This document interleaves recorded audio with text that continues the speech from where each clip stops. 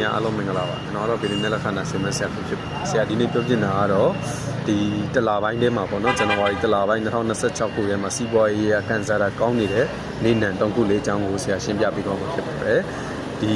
နေနံတုံခုကတော့ပထမအဦးဆုံးပေါ့နော်အကောင်းဆုံးနေနံကတော့တနင်္လာတာတမီ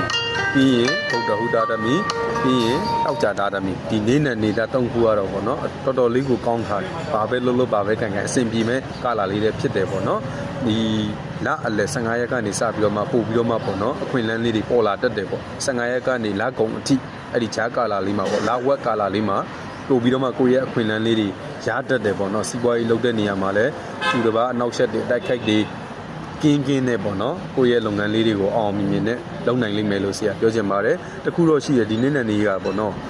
ကိုတိုင်ကကြောက်ကောင်းနေတာပေါ့ဒါပေမဲ့ဒီနေ့နဲ့အချင်းချင်းတော့ဒီလာထဲမှာတော့တွဲမလုပ်တင်ပါဘူးပေါ့နော်အဲ့ဒီအရာလေးတော့ဆရာ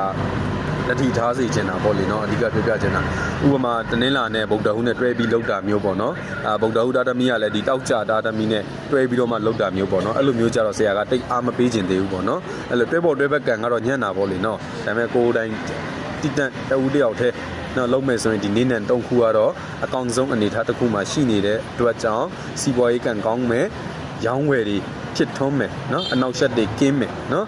ပြီးတော့လုပ်ငန်းတိုးချဲ့မဲ့လူတွေဆိုရင်လည်းဒီကာလာထဲမှာတိုးချဲ့တင်တယ်လို့ဆရာအကြံပေးခြင်းပါတယ်နော်ဟုတ်ပြီအဓိကဂရုစိုက်ရမှာဆရာပြောသလိုနေနံနေတာအချင်းချင်းပေါ့နော်ဒီနေနံအချင်းချင်းတွေတွဲပြီးလုံးမယ်ဆိုရင်တော့အဆင်မပြေနိုင်သေးဘူးပေါ့နော်ပြီးရင်လက်အောက်ငယ်သားပေါ့နော်အထူးဂရုစိုက်ပေးပါလို့ဆရာမခြင်းပါတယ်ဟုတ်ကဲ့ကျေးဇူးပါ